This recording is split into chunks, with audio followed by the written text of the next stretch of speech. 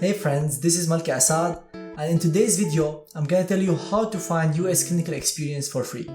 I'm gonna start by talking about the different types of US clinical experience, the requirements, the financial aspect, and how to find these type of rotations for free. So let's get started.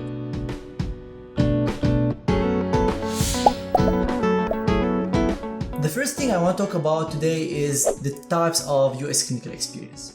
There are two main types of US clinical experience. The first is called electives and the second is observership.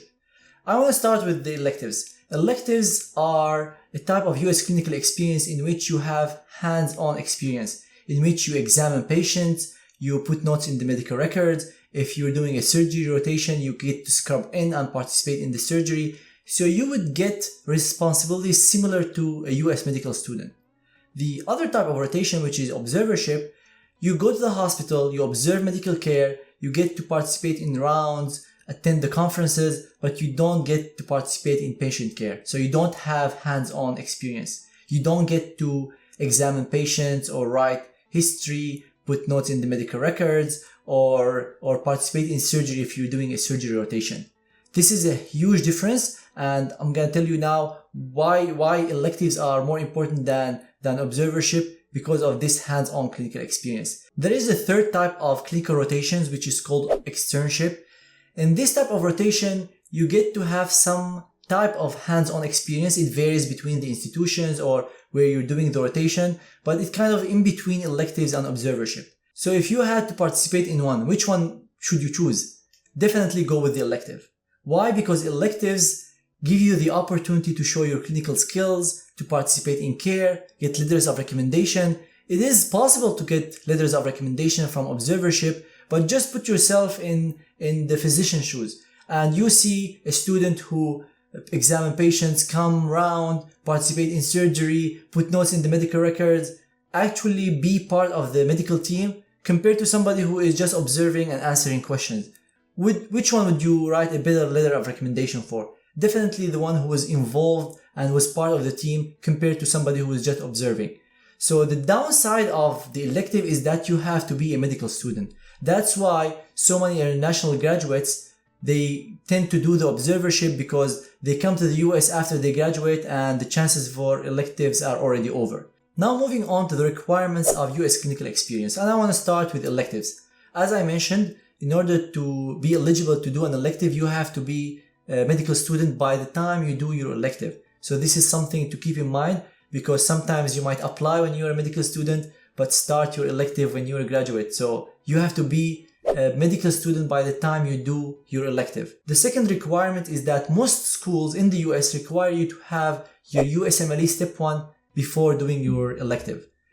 The requirements vary by institutions. Some institutions don't ask for a Step 1, but most schools ask for you to have a Step 1 before you apply for your elective. And also when you're applying for an elective, the schools you're applying to ask you to finish certain number of years in your school before you're eligible to apply for an elective. So generally speaking, you have to have finished few years of your medical education, still be a medical student at the time of application and the time of the elective, and have your Step 1. Institutions that don't have the requirement of Step 1 generally require you to pay some amount of money for that elective, and it can go up to $4,000 or $5,000 just for 1 month of elective. And also sometimes the institutions ask you to have some type of English proficiency language test whenever you're applying to an elective. Let's say TOEFL or IELTS. So what about the requirements for observership and externship?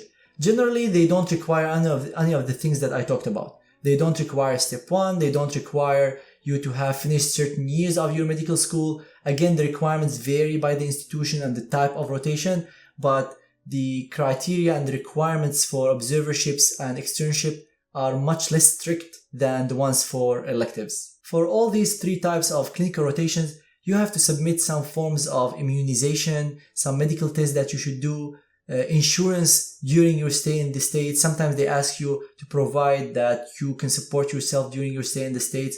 For electives specifically, they require you to have malpractice insurance. Malpractice insurance in case something happened to the patient as a result of you doing a mistake.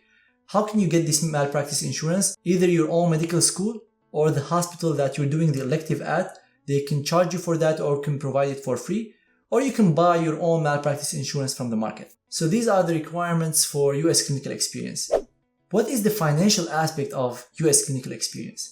It varies a lot. For electives, you might find institutions that can provide you with some electives for $200 or $300. Some institutions might charge $5,000 or $6,000 for just 4-week rotation. For observerships, it again varies. It might be free. It might be for $500, $1,000, $2,000. So again, the price vary a lot between the different institutions. For all situations, in addition to paying the fee of the elective, you have to support yourself. So you have to think about rent, transportation, all these aspects other than the fee of the rotation itself. For those requiring visa to come to the States and do the US clinical experience, generally the clinical rotations are done on a B1/B2 visa. Some institutions ask for J1, some ask for F, but most US clinical experience is done on a B1 visa.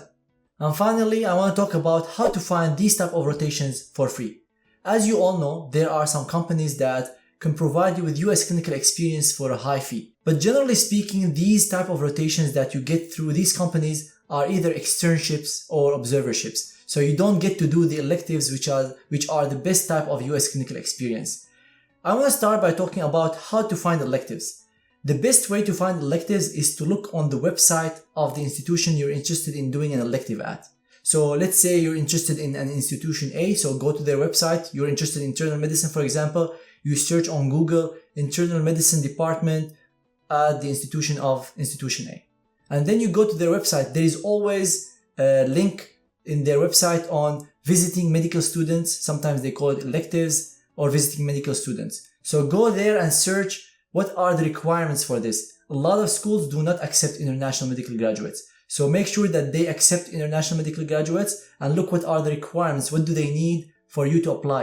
Some schools require you to apply 6 months or maybe a year in advance. So with your step 1. So this is always something to consider, that you have to finish your step 1 and apply and do the elective before you graduate. So all these things have to be considered whenever you're deciding to pursue elective in the state. So the first way, as I mentioned, looking at the website of the institutions you're interested in doing an elective with. Sometimes your school might have some type of relationship with certain institutions and they allow you to go and do elective in that institution in exchange for students from that institution to come and do some type of rotation in your own school. So check with your school whether they have these type of relationships with US medical schools. If you have some type of connections through friends or family members with physicians in the US, that might help in getting the elective, but generally not. Why? Because as I mentioned, the elective is a very tedious process and you have to have a lot of approvals because you'll be responsible for patient care. So if you go and apply through the website, it's going to be as good as applying through connections. To apply for an observership, there are 2 main pathways. Either having a connection with a physician in the US who can sponsor these type of positions for you. For example, a friend or a family member or a friend of a friend. Because generally observerships are not posted on the website. They don't have a formal application process like the electives, because as I mentioned, you just observe. So you don't have these requirements and these criteria to get that position. So generally there is no application process for observerships. Any physician can sponsor you and you can just come and observe medical care with them. So if you know somebody or you know somebody who knows somebody, you can reach out to them and tell them that you're interested in doing an observership with them. And you can, if they approve it, you can go and do that. And generally the time requirement is much faster than an elective, electives might take months to approve. Observership, it might get done in a week or 2 or maybe a month. The other way of getting an observership is by emailing physicians that you're interested in working with. So let's say you don't have connections or your connections are in different specialty. So you might choose to email physicians that do the type of work you're interested in doing. So choose, for example, physicians who graduated from your own school, from your own country. That might increase the chances of them responding to you. But you can always choose to email physicians that you don't have connections to. They graduated even from different countries if you're interested in their type of work. But make sure to write a very, very nice email, individualized email that can tell them that you really know what they do and you're really interested in what they do. So the key to succeed in the second way of emailing physician is having a very nice email, individualized email, and attach your CV, mention your goals and why you're doing this. If you need any help with writing that email or your CV, feel free to reach out to me on my social media platforms. Finding an externship would be similar to an observership. Generally speaking, observership and externship are extremely similar.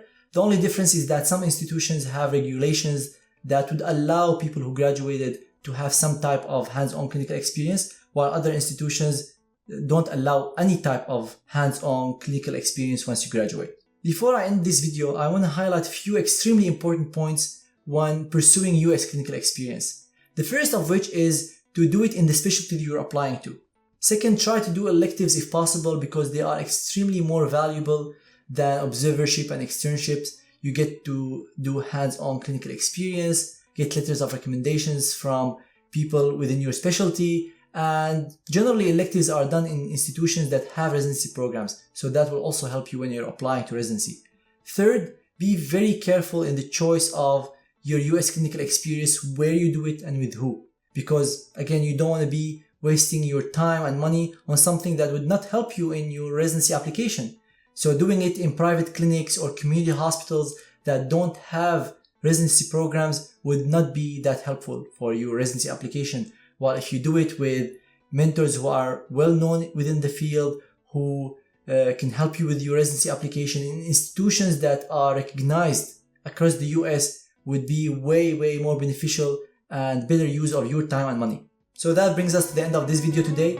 If you have any questions, leave them in the comments below, or feel free to reach out to me on Instagram or Twitter at Malki Assad, or my Facebook page, Malki Assad MD. If you find any value in this video, make sure to hit the like button and consider subscribing to the channel so you get notified whenever I post future videos about the residency match, step exams or research. Thank you everyone so much for watching, and see you in future videos.